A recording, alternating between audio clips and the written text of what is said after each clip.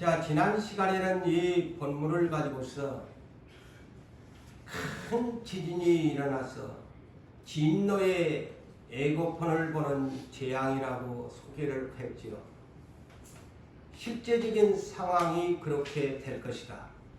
큰 지진이 일어나서 산도 섬도 온데간데 없어지고 대화산 폭발과 함께 검은 잿연기가 온 지구상을 덮으면서 태양도 검게 되어지고 달빛도 변하게 되어지고 하늘에서 별이 떨어진 것 같은 그러한 실제적인 상황들이 전개되게 될 것이다. 이렇게 소개를 한 바 있고, 오늘 두 번째의 견해를 제가 해석을 하려고 합니다. 오늘은 실제적인 것보다 상징적인 견해 해석입니다. 상징적인 견해. 그래서 오늘 본문의 핵심적인 키는 해와 달과 별들에 대한 상황을 설명하려고 합니다. 자, 먼저 우리가 이 문제를 비밀이 담겨진 이 얘기는 해와 달이 여기에서 굉장히 영적인 깊이를 주는 숨겨진 비밀이 있다고 봅니다. 해가 제가 상징적이라고 그랬죠. 그러면 이 상징적인 해는 예수 그리스도신데 검은 상복을 입었다. 입은 것 같이 검게 될 것이다. 예수 그리스도가 엄청난 죽은 자 같이 박해를 받는 시대가 온다는 것입니다. 그렇게 먼저 이해를 하십시오. 두 번째, 달은 뭐냐? 핏빛이라고 그랬거든요. 그래서 해는 영어로 블랙선이라고 이렇게 여러분들이 아시고, 블랙, 태양이 검게 된다. 상복을 입은 것 같이 검게 된다. 그래서 예수 그리스도가 엄청난 예수 이름이 박해를 받는 그러한 시대가 오게 된다. 그래서 검게 블랙선이 되고, 그 다음에 달은 뭐냐? 달은 교회입니다. 이따가 내가 구체적으로 풀어드리겠습니다만은 달은 핏빛이다. 여기는 이제 본격적인 핏빛으로 블루드 문이라고 그랬죠. 블루드 문. 그러면 핏빛으로 변한다는 것은 교회가 엄청난 또한 핍박과 박해를 받게 돼서 피 흘림의 순교자들이 나오게 될 것이다. 그렇게 아십시오. 그럼 별은 뭐냐? 별은 주의 종들과 성도들을 일컫는 말입니다. 이들이 하늘에서 떨어졌다. 그게 뭘까요? 다 믿음에서 우르르르르 다 떨어져 버린다는 겁니다. 그런데 제가 지난주에도 그랬죠. 이곳에서 별들이 하늘에서 떨어져 버린다. 제가 그래서 의문을 가졌다. 이 문제를 실제적인 상황으로 풀어버리면 이 해석이 난해가 돼버려요. 하늘에서 별들이 실제적인 상황에서 떨어져 버리면 세상이 완전히 끝나버린 것인데 하늘에서 별들이 떨어진다. 그래서 제가 그 의문을 가지고 기도하는 가운데서 영감을 얻었다고 제가 이미 전 시간에 했지요. 그래서 오늘 두 번째가 상징적인 영적인 견해를 우리가 이 비밀을 풀어야 된다.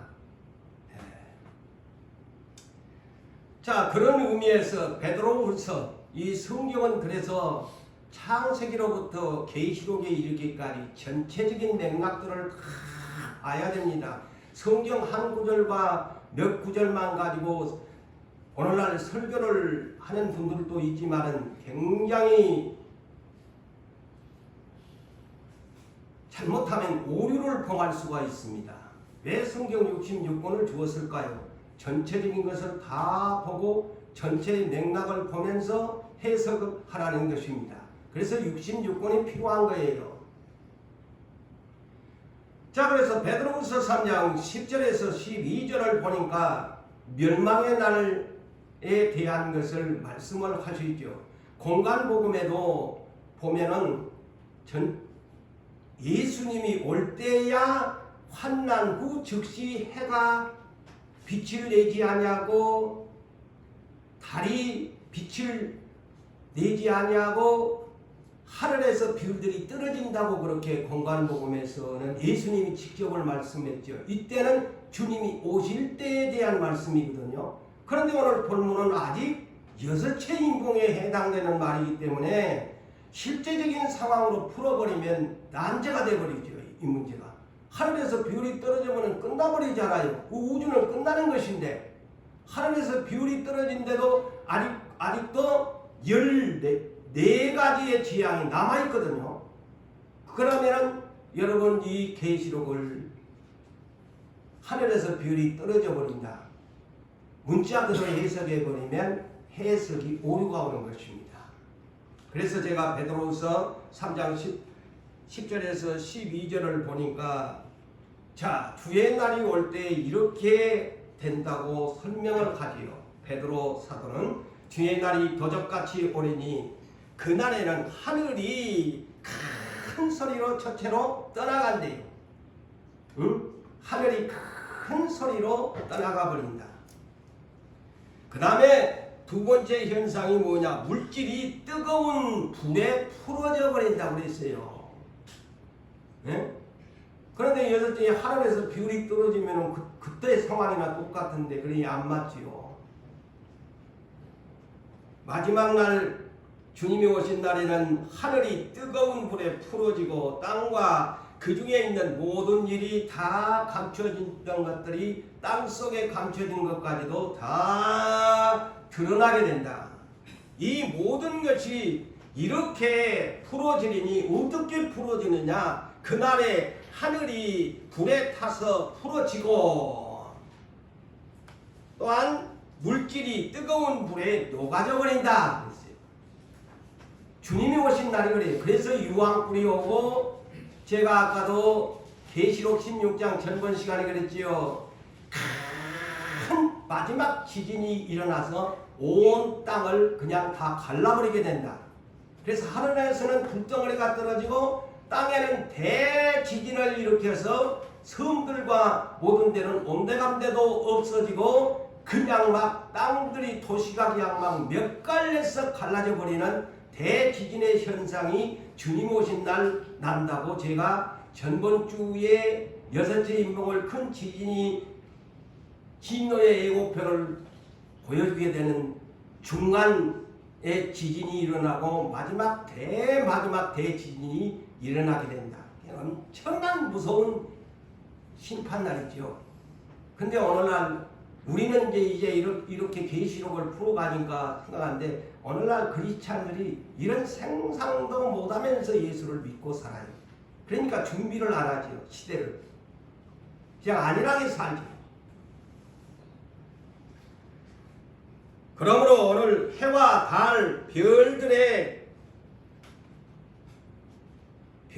대한 이 상징적인 것을 우리가 바르게 여섯째 인봉이 개봉될 때는 이런 현상이 온다 라고 해석하는 것이 또한 난해가 되지 안 된다. 또 그렇게도 저는 견해를 말씀합니다.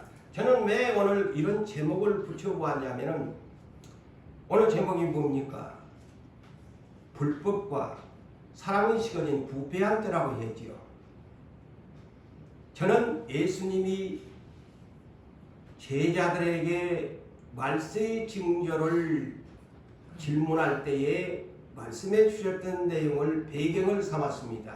이는 마태복음 24장 9절에서 14절에 이렇게 주님이 말씀하셨기 때문에 이 말씀이 머릿속에 영감적으로 와서 오늘 본문을 풀어가기 시작한 것입니다.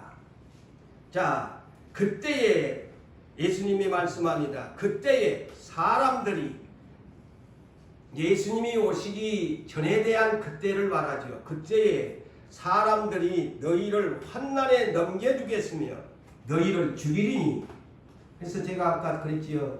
예수 해는 예수를 상징하는데 검은천 상복을 입었다. 그 예수 이름이 엄청난 박해를 받는데 다른 뭐냐? 피비시다. 성도가 이제 엄청난 박해와 함께 피비린내 나는 그런 고통을 당하는 시대가 온다는 겁니다. 여기도 그러잖아. 예수님이. 자, 맞지 않아요? 해와 달과 별들에 대한 6개 뭐냐? 그때가 되면 너희를 환난에 넘겨주면서 너희를 죽이리니 그러잖아요. 그래서 저는 여기 힌트를 여기에서 얻은 겁니다. 오늘 본문을 풀어갈 때 너희를 죽이리니 너희가 내 이름 때문에 자 보세요. 예수 이름 때문에 모든 민족에게 미움을 받으리라. 미움을 받으리라. 그때에 많은 사람이 실족하게 된다. 자, 이 실족이라는 것이 뭘까? 예수 믿는 사람들이 다 넘어집니다. 보편적인 크리스찬들은 마지막 시대에 넘어집니다. 실족합니다. 실족하게 되어 서로 어떤 현상 잡아주고 저 공산당 체제처럼 서로 신고해주고 저 사람 예수 믿는데요. 서로 잡아주고 서로 미워하겠으며 불법의 거짓 선지자들이 이때에 엄청나게 많이 일어나서 많은 사람들을 미워하게 될 것이다.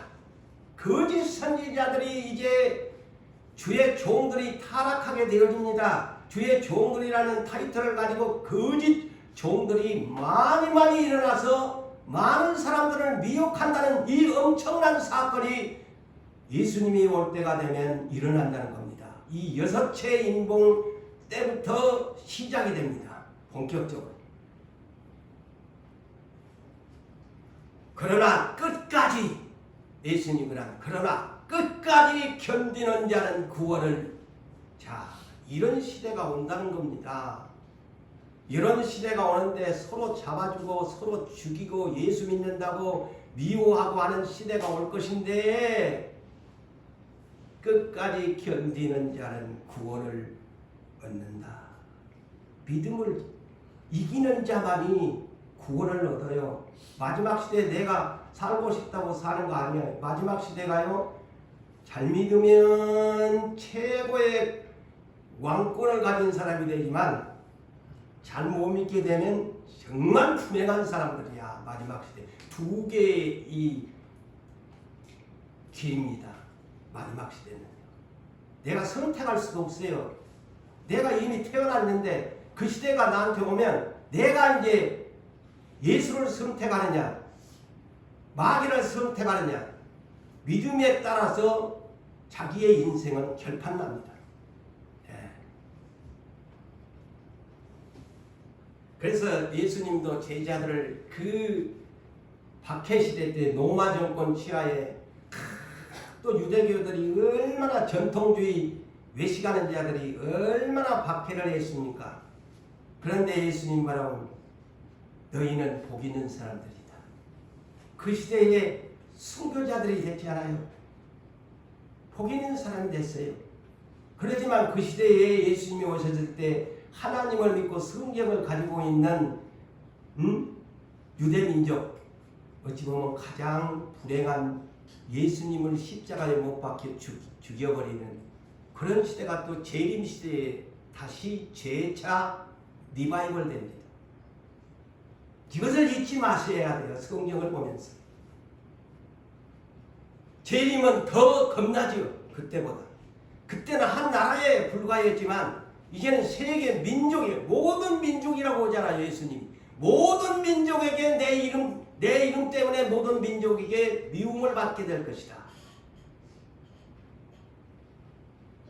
이 천국 복음이 모든 민족에게 증언되기 위하여 온 나라에 전파되니 그제야 주님이 오시리라. 내가 오리라. 자, 오늘 본문을 이해할 때 저는 이것이 저에게 이 본문을 푸는 키가 됐습니다. 그 다음에 두 번째 키가 뭐냐? 디모데후서 3장 1절로 5절에 있는 그 유명한 사도 바울의 애언입니다. 자, 말세에 고통하는 때가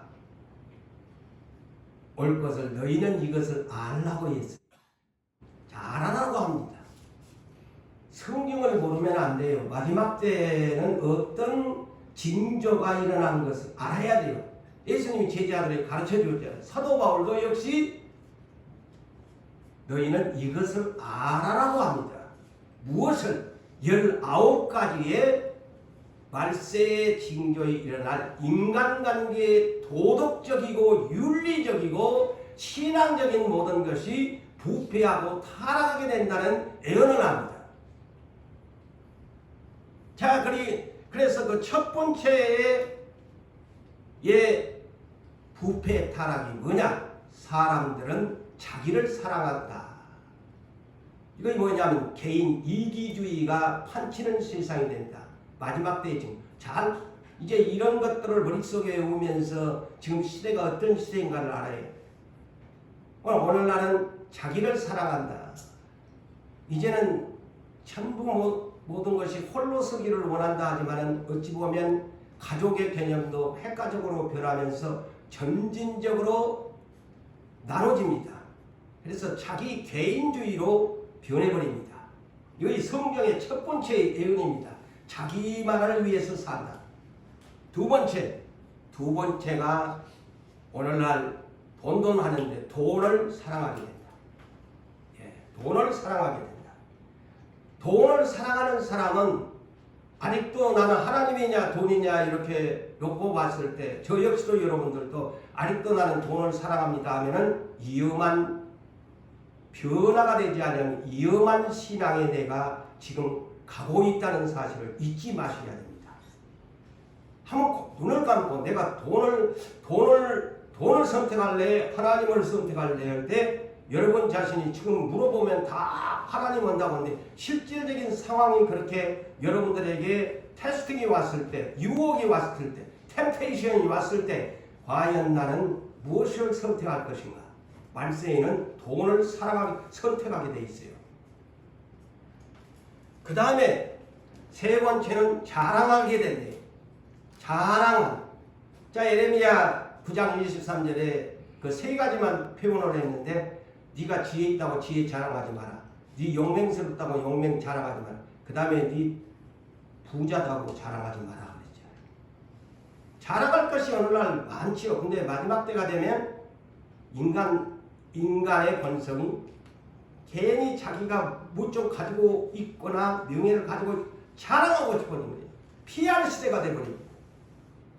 오늘날 너무너무 피하를 해도 복음을 위해서도 필요하지만 너무너무 오늘날 목사의 세계에서도 너무 자기를 피하라는 것도 예수님을 피하래야지 자기 자신의 이름을 너무 피하라는 것도 좋지 않습니다. 위험합니다.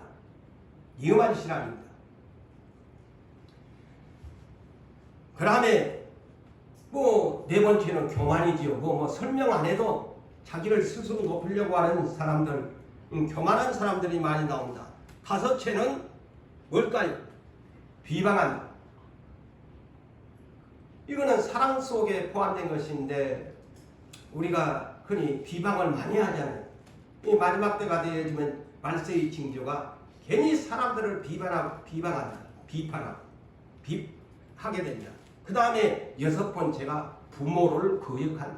부모 이제는 안 모시려고 하고 부모만 큰 땡치는 그러한 세상이 되어버렸잖아요. 응? 그 집에 며느리가 누가 들어오느냐 따라서도 오늘날 문제가 되어지고 부모의 이 거역하는 시대가 말세의 징조입니다. 그 다음에 일곱 번째는 감사하지 않는다. 이것에는 여러 가지로 생각해야 돼요. 첫째는 하나님께 감사할 줄 모르는 인색한 사람이 말세에는 나오게 되어요. 또 형제간에도 또 이웃에게도 어떤 것을 은혜를 받고도 감사할 줄을 모르는 그런 짐승도 자기를 키워준 주인을 아는데 감사할 줄을 모르는 그런 사람들이 된다. 그 다음에 여덟 번째는 거룩하지 아니하다. 거룩하지 아니하는 기독교인들은 구별되게 살아야 돼요. 세상 속에 살고 있지만 나는 그리스도인이다 하면서 구별되게 살아야 돼요. 그냥 예배 드릴 때만 하지 세상에 가면 이 사람이 크리스찬인지 뭐인지를 구별이 안 되는 그런 세상이 되어버린다 이거죠. 그 다음에 아홉 번째, 무정하다. 무정해진다. 이 뜻이 뭘까요? 자, 추석이 가까웁니다. 이웃 간에 형제 간에 모두 고향을 찾고 은근히 뭡니까? 정 때문에 그랬습니다. 이 정 때문에 서로의 얼굴을 보고 서로 만나고 그래서 그때만이라도 서로의 정을 연결하면서 살려고 하는데 마지막 때가 되면은요 무정이 변하여 어떻게 냉정한 사람으로 너는 너고 나는 나지. 그래서 오늘날 저는 아파트 주원이 그러면서 세상이 다 삭막해져 버리는 겁니다. 콘크리트의 벽이 정말이 없는 인생으로 변화갑니다. 이거 성경 같지 않아요? 응? 이 명절만이라도 서로 얼굴을 보고 서로 이렇게 정을 나누는 것이 사랑인데 마지막 때문에 무정한 인간으로 변한대요. 무정하다. 그 다음에 열 번째는 원통함을 풀지 않는다. 한 번 나한테 잘못하면 용서가 없는 거야. 응? 용서가 없어요. 원통함을 풀지 아니한다. 한번 조그마한 것도 꽁 해가지고 뭐 특별한 일 같으면 모르겠지만은 조그만 하면 막 그것을 갖다가 뒤끝이 있어가지고 그냥 막 1년이고 2년이고 3년이고 옛날에 저랬지 하고 에? 용서가 없는 사람들이 된다. 그 다음에 11번째는 괜히 사람을 모함한다. 중상모략을 개가지고 나쁜 사람으로 만들어버리는 모함하는 세상이 되어버린다.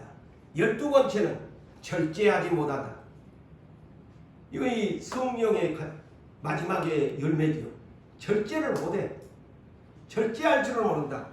그 다음에 13번째는 사람아 아주 성질머리가 못됐고 살았다는 것이 거친 사람들. 이 성도 버럭버럭 잘내고만 인간이 꼭 짐승 같은 그런 사나워진다.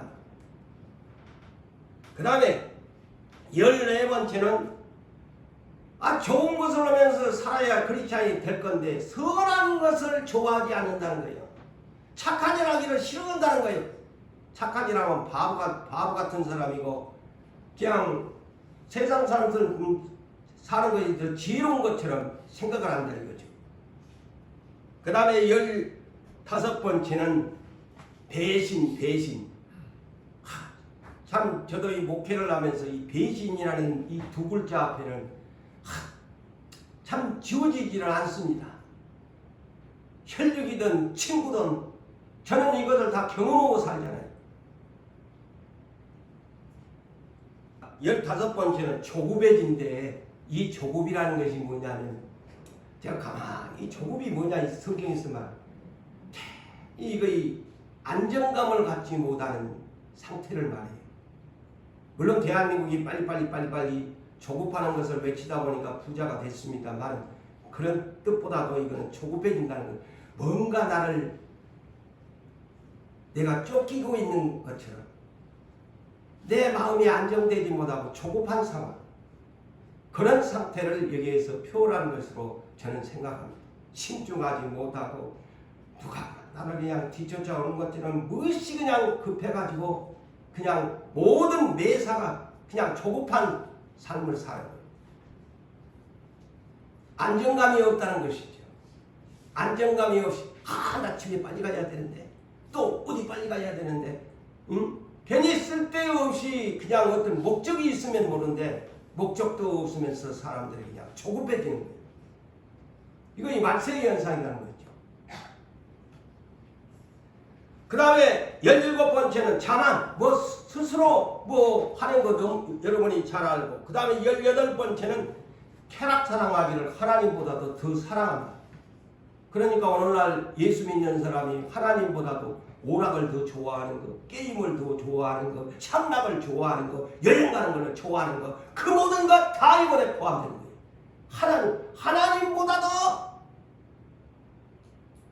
하나님 앞에 기도하는 시간, 뭐 특별한 어떤 목적이 있어가지고 부득불 돼야 할 일에는 모르지만 대사에 이런 것을 좋아하는 사람들을 말하지요. 또 오해하지 마시고 들으세요. 그 다음에 19번째가 경건의 모양은 있는데 가장 이것이 중요합니다. 경건의 모양은 있는데 경건의 능력을 부인한다. 이거 이 외형적인 거칠의 신앙이죠. 목사니까 장로니까 권사니까 예배는 나와. 그런데 속 안에는 전혀 예배와 다른 깨달음이 없는 삶을 살아간다. 행위가 없는 삶을 살아간다. 사람 보기 위해서 목사니까 나오고 장로니까 나오고 권사니까 나오고 집사니까 나온다. 그래가지고 앉아있다가 속에는 전혀 변화가 없는 이런 신앙인들이 말세에 19번째로 마지막을 청식합니다. 그런 사람 뭘까요? 이것은 알곡이 아닌 쭉정이 거짓 짝퉁 그리스도인들이 엄청나게 많다는 겁니다. 자, 해와 달, 별들이 빛을 잃어가는 시대, 여섯째 인봉이 바로 그 비밀입니다. 해와 달과 별들이 빛을 잃게 된다. 제가 상징적으로 이미 설명했잖아요. 해는 뭐고 달은 뭐고 별들은 누구인가. 그래서 더 구체적으로 첫째는 가정이 빛을 잃게 될 것이다. 가정이 빛을 잃을 것이다. 자, 저는 왜 가정이나 아까 제가 예수님에 대한 말세의 징조를 생각하면서 이제 떠오르는 영감이 무엇이었겠어요? 요셉의 가정이 떠올랐습니다. 자, 요셉이 꿈을 꾸었죠. 맞아요. 해와 달, 별을 꾸었습니다. 다 이 성경에 비밀이 담겨져 있습니다. 별단의 첫 번째 꿈을 꿨지만 두 번째 꿈이 해와 달과 11별이 자기한테 절을 하는 내용입니다. 그런데 해는 누구였느냐? 아버지야. 달이 누구였느냐? 자기 어머니야. 그러면 별들 11별이 누구야? 자기 형제들이야. 그러니 오늘 이 본문의 상징적인 개성은 가정이 아까 마태복음 24장 9절로 말세의 징문에 서로 잡아주고 한다고 그랬죠? 가정이 무너집니다. 마지막 때가 되면 가정이 무너집니다. 부모와 형제들이 불법의 사람이 되어지고 보세요. 11별들이요. 11별 형제들이 동생을 갖다가 죽는 데다가 처음에는 구덩이다 묻어불다다가 큰형이 말리니까 애굽의 노예 장사꾼한테 팔아버리잖아요. 형제가 그래 형제를 갖다가 시기 질투가 들어오니까 그 못된 짓을 하잖아요. 자, 그런데 예수님이 예언을 합니다. 자, 이 내용 잘 들어보세요. 마태복음 10장 21절로 23절. 자, 그렇게 예수님이 한 말씀들이 다 맞죠. 자, 장차 그랬어요. 장차. 형제가 형제를 뭐 다 나이가 있네. 이 성경에 비밀이. 형제가 형제를 아버지가 자식을 죽는 데다가 내주고 자식들이 부모를 죽는 대적에서 죽는 데 내준대. 얼마나 참나로 이 끔찍한 바로 이 여섯째 인봉에 대한 이 비밀입니다. 해와 달 별들이 떨어진다는 것이요. 이 가정이 무너집니다. 또 너희가 내 이름으로 말미암아 모든 사람에게 보세요. 여기에서도 마태복음 10장에서 미움을 받으리라. 끝까지 견디는 자는 구원을 얻으리라. 이 동네에서 너희를 박해하면은 저 동네로 도망가라. 피하라. 내가 진실로 너희에게 이르노니 이스라엘의 모든 동네를 다 달리지 못하여 인자가 오리라. 자, 예수님이 예언했잖아요. 아까 마태복음 24장 9절에서 14절의 말씀이나 마태복음 10장 21절에서 23절의 말씀이 동일한 내용이에요.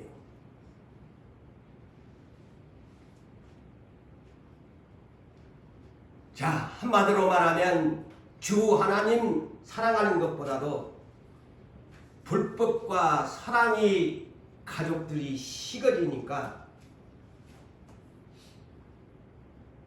부모도 자식이 필요 없고 자식도 부모가 필요 없고 형제도 형제가 서로 그냥 살겠다고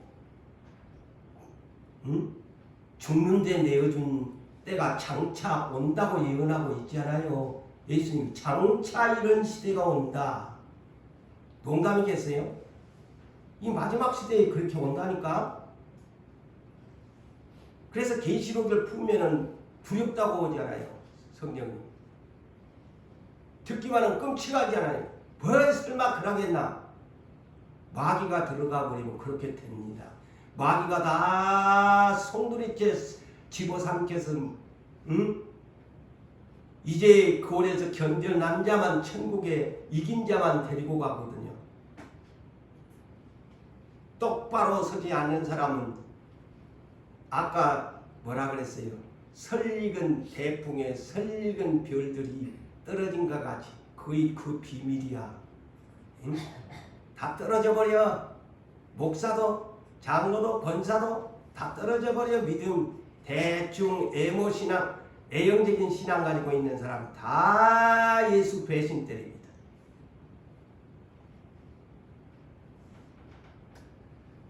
그래서 예수님이 미리 말씀해 주셨잖아요.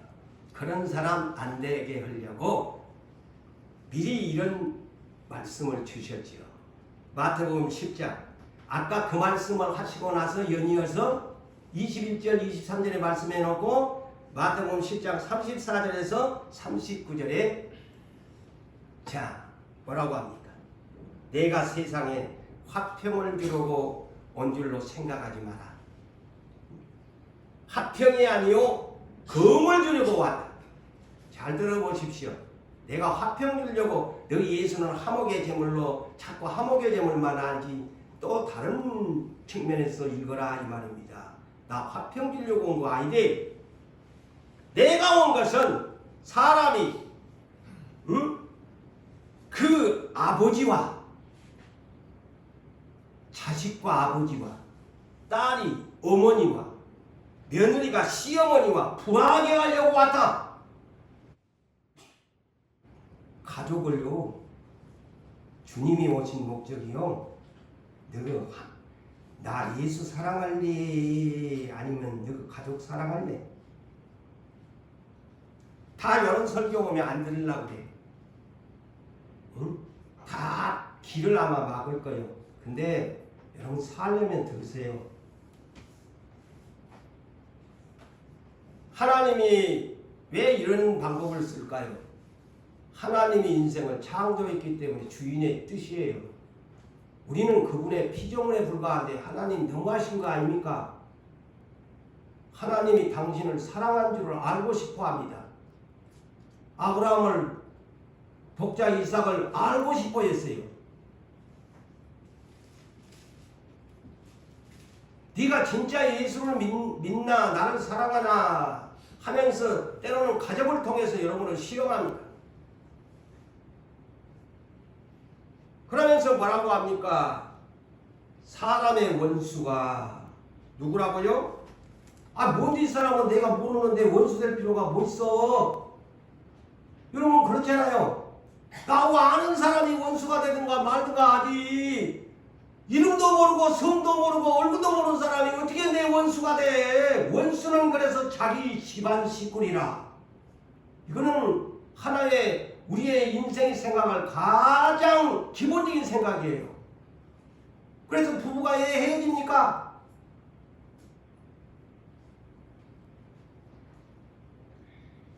왜 부모가 자식을 죽입니까? 자식이 부모를 죽이는 지금 매스컴의 시대에 여러분이 알잖아요.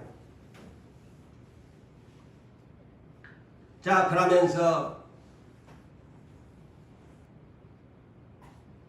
아버지나 어머니를 더 사랑하는 자 내게 합당하지 않다. 자, 성경 답안지를 이미 써놨어요. 근데 이러시면 안 돼. 하나님을 비웃는 거예요. 왜? 나는 내 마누라를 사랑하고 내 남편을 사랑하고 내 자식을 사랑하는데 이런 설교를 하면은 누가 고정훈 목사는 인기 있는 목사라고 하겠어. 별 볼 일 없지. 저런 설교 안 들으려고 하지. 그지만 나는 해야 돼. 내 목이 칼이 들어와. 해야 돼. 아버지나 어머니를 더 사랑하는 자는 내게 합당하지 않는다. 또 아들이나 딸을 나보다 더 사랑하는 것도 내게 합당하지 않다. 그래서 아까 얘기했던 것처럼 어느 날 하나님이 아브라함한테 테스팅을 하잖아요.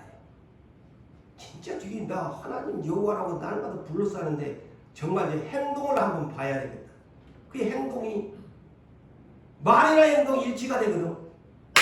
그러니까 이제야 알았다.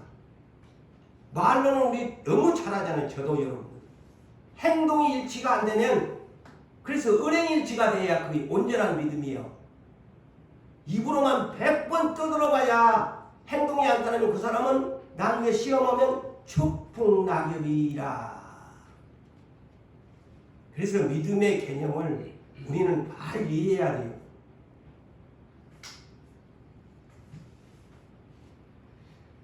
또 자기 십자가를 지고 나를 따르지 않는 사람. 예수님이 내게 합당하지 않다. 자, 합당하지 않는 사람들. 부모를 자식을 사랑하는 것도 합당하지 않고 십자가를 지고 나를 따르지 아니하는 것도 합당하지 않다고 그러잖아요. 예수님에게 합당하지 않대요. 여러분들에게 주어진 십자가는 여러분이 져야 됩니다. 그걸 십자가를 벗으려고 자꾸 십자가를 얕게 만들어가면 잘 들으세요. 이 얘기를. 십자가를 여러분들한테 이미 내가 이미 선택해서 졌다면 그 십자가를 끝까지 질 수 있어야 되는데 십자가의 껍질을 자꾸 벗겨놓고 나중에는 60kg가 십자가 예수님 졌다는데 무거우니까 자꾸 대패질로 해서 깎아낸다. 나중에는 젓가락도 안 넘어지는 그 십자가 졌다고 자랑할 수 있어요? 자, 의미 있게 들으셔야 됩니다. 에? 십자가요, 자꾸 젓가락 깍두기 깎아갖고 60kg 예수님이 십자가가 63kg를 졌대요. 그걸 근데 무겁다고 자꾸 대패질을 하고 하고 나중에는 나무 젓가락이 나왔나? 그것도 이것도 그냥 톡 뿌려가지고 안 될 거야! 그럼 십자가도 없네. 십자가도 없네? 자, 십자가의 개념을 잘 이해하시기 바랍니다. 여러분, 자, 해와 달, 별들이 무엇인가? 가정에서 이렇게 여섯째 인공이 열리게 되면 해와 달들, 별들이 타락하게 된다. 두 번째는 뭘까? 아까는 가정이 빛을 잃게 된다는데 교회가 빛을 잃게 된다. 교회가 빛을 잃게 된다. 교회에도 세 가지가 있어요. 교회 첫 번째 해가 떠 있습니다. 누구? 예수님이 계시지요. 네? 아까 가정의 해는 아빠고 다른 엄마고 그 요셉의 꿈으로 내가 해석해 줬잖아요. 자, 교회 3대 이 영적인 상징적인 인물들이 있어. 해는 예수 그리스도 교회 안에. 달은 교회 성도들. 그 다음에 별들은 누구? 주의 종들과 성도들을 또 일컫습니다.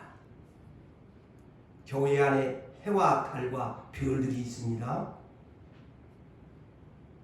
그런데 오늘날 이제 마지막 시대가 되면, 자, 이번에도 제가 국민일보를 보니까 야, 이제는 교회가, 큰 교회는 많이 모이니까 붕된 것 같지만 사실 그거 자리 이동에 불과하고요. 한국 교회는 지금 성도들이 떠나가고 있다. 예? 성도들이 줄어들고 있다. 복음이 확장되지 않고 있다. 가난한 교회는 문을 닫는다. 한국 교회가 지금 그런 추세입니다. 자, 한국도 이제 부흥기가 쇠퇴기로 변화가고 있습니다. 자, 그러면 해가 예수 그리스도를 상징한다고 했는데 요한복음 1장 10절에 예수를 참빛이라고 소개했지요. 그래서 또 예수님은 요한복음 8장 12절에서 뭐라고 했나요? 나는 세상의 빛이다. 자기를 선이라고 했어요. 선. 나는 선이다. 나는 빛이다. 나를 따라오면은 누구든지 나를 따라오게 되면 어둠에 다니지 않는다. 그랬죠. 자기 자신을 예수님은 나는 저 상징적인 태양과 같은 빛이다. 그러면서 그 빛을 받은 우리들을 또 예수님은 마태복음 5장 14절에서 16절에 너희는 나한테 빛을 받은 달빛. 자, 다른 태양의 빛을 받아서 밤에 비칩니다. 그래서 교회는 달입니다. 상징적으로. 자, 여러분 이해가 되시지요? 에? 그래서 너희는 세상의 빛이다. 마태복음 5장에서 등불이 되어라. 그래서 착한 일을 해라. 그랬죠. 그리고 데살로니가전서 5장 1절 이하에서도 우리들의 신분은 어떤 사람? 낮의 아들, 빛의 아들이다. 깨어있어서 정신을 바짝 차리고 늘 태양 되시는 예수가 어느 날 도적같이 올 것인데 누구들은 빛의 아들들이고 낮의 아들들이니까 깨어있으면 도적같이 오지 않는다. 이래서 우리의 신분은 낮의 아들, 빛의 아들이다. 이렇게 했죠. 또 로마서 13장 12절에도 우리에게 뭐라고 합니까? 우리는 이제 어둠의 옷을 벗어버리고 우리는 빛의 갑옷을 입자 그랬어요. 그래서 우리는 달빛이 돼야 된다 이거죠. 달빛처럼 어두운 세상에 다른 태양의 빛을 받아가지고 밤만 되면 환하게 비춰준단다. 그런 것처럼 교회는 이 달빛의 역할을 해줘야 된다. 우리 하나님이 천지를 창조하실 때에 해와 달은 넷째 날에, 별들은 넷째 날에 창조했지만 빛의 근본적인 근원이신 빛을 첫째 날에 창조하셨습니다. 첫째 날에 빛이 있으라 하니까 쫙 빛이 있는데, 그런데 사도 바울이 이걸 첫째 날이 빛이 뭐냐 그러니까 고린도후서 4장 6절에 이것을 가르쳐줘요. 하나님이 천지를 창조하실 때 어두운데 빛을 비치라 말씀하신 하나님께서 예수 그리스도의 얼굴에 있는 하나님의 영광을 아는 빛을 우리 마음에 비춰 주셨느니라. 그게 예수 그리스도의 얼굴에 있는 빛이라 이거죠. 이 첫째 날 창조한 것이. 그게 비밀입니다. 성경.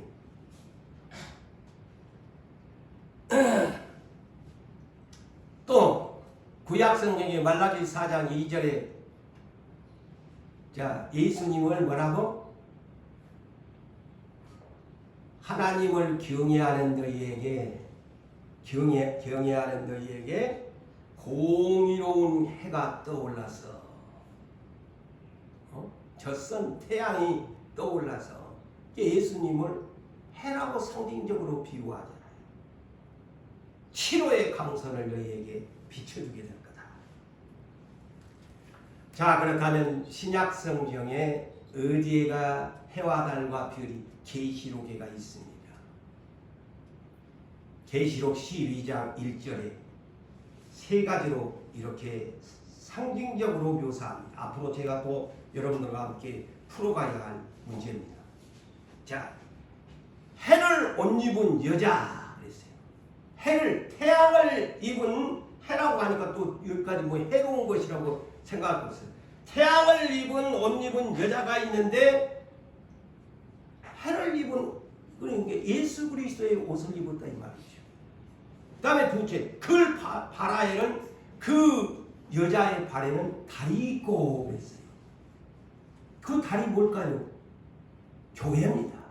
광야교회를 상징하고 있습니다.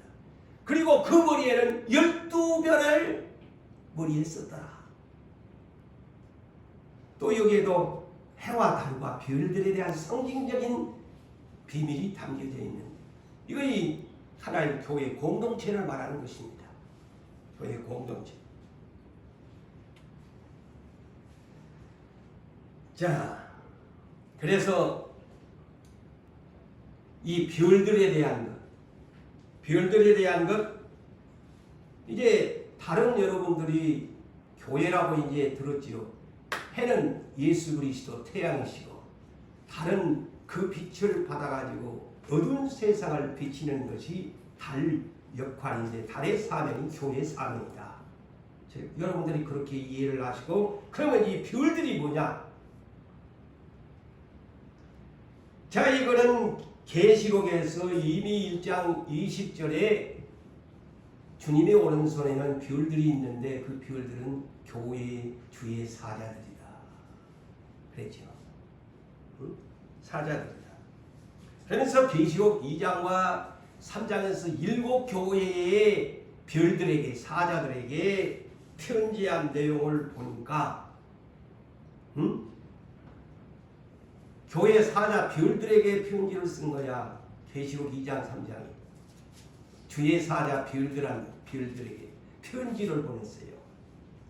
그런데 그 별들이 교회가 어떻게 돼? 7교회인데 5개는 책망받은 교회야. 2개만 칭찬받아. 그런데 왜 책망을 받았느냐? 에베소 교회는 처음 사랑을 버렸다. 버렸는데 회개하지 아니하면 너 교회 자리 옮겨버릴 거다. 충격적이지. 그 다음에 사대교회 주의 사자한테 별들에게 편지를 했는데 이것도 하나님 만족이 아니죠. 아니 이름은 사대교회라고 살아있는 이름은 아닌데 누구 죽은 교회다. 누구 행위가 없는 교회다. 힘을 입을 사람 몇 사람밖에 안 된대. 너무나 충격적인 메시지를 보내자는 편지를. 그 다음에 세 번째 2교회 버가모 두아디라 교회는 아니 여기 이 교회는 완전히 거짓 비진리와 혼합주의의 교회가 되는 거야. 혼합주의 이세벨의 교훈 니골라당의 교훈을 그냥 막 짬뽕으로 하는 이 교회야. 그 다음에 마지막 라오디게아 교회는 부자인데 완전히 여기는 문제가 많아. 부자인데 5가지는 하지 못한 교회이다. 시간상 줄이겠습니다.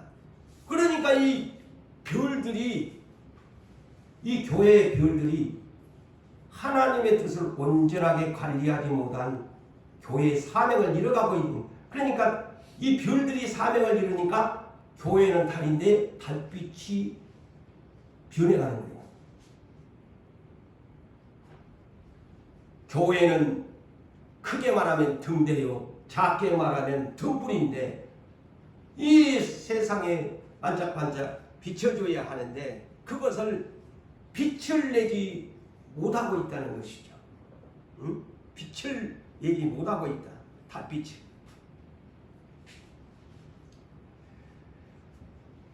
사랑하는 성도 여러분,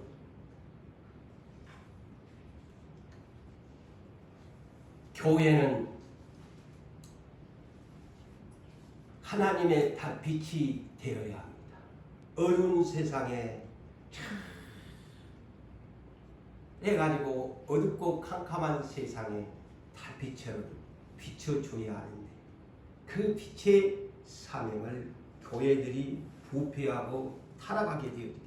자, 예수님이 맨 먼저 예루살렘 초림 때에도 입성할 때 어디부터 가셨을까? 제일 먼저 예루살렘 성전을 찾아가. 예루살렘 성전에 가니까 대제사장들이 타락을 해가지고 돈을 사랑해.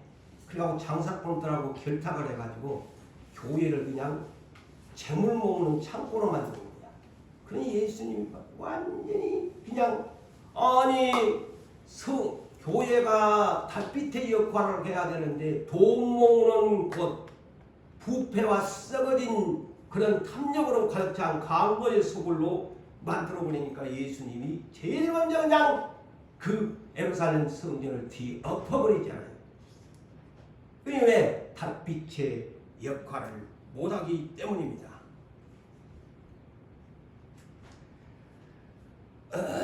그 다음에 이제 이 별들에 대해서 다시 한번 더 별들에 대해서 본다면은, 자, 아까도 그랬죠. 일곱 교회 이는 첫 때인데 그 별은 주의 사자라고 했죠. 자, 예수님도 계시록 22장 16절에 보면은 예수님을 광명한 새벽별이라고 합니다. 새벽별이라. 개인적으로 1대1로 말하면 별이야. 그 다음에 우리도 이기는 사람에게는 계시록 2장 28절에 새벽별을 주리라. 영어 번역은 모닝스타. 이기는 자에게는 앞으로 하나님 나라의 별이 되리라. 예? 영적으로 들으세요. 그러니까 이 별들이 누구란 것을 여러분이 아시잖아요. 오늘날 주의 종들과 성도들입니다. 다니엘서 12장 3절에 전도할 때 많이 쓰는 내용이지요. 저 하나님 나라에 어떤 사람이 궁창에 빛같이 될까요? 지혜 있는 사람. 지혜 있는 사람이 어떤 사람일까요? 지혜자는 궁창에 빛같이 빛날 것이라면 지혜자는 잠언서 9장 10절에 하나님을 경외하는 것이 지혜의 근본이다 그랬죠. 여호와를 두렵고 떨림으로 존경하면서 아브라함처럼 경외하는 사람만이 하늘의 궁창에 빛처럼 빛난대요. 예? 저 하나님 나라에 가면 땅에 있는 태양과 달이 없고 반대로 어떤 것? 예수 그리스도 얼굴에 있는 그 광명으로 우리에 비치며 우리들도 별처럼 달처럼 그렇게 빛나는 것이 저 새하늘과 새 땅이 됩니다.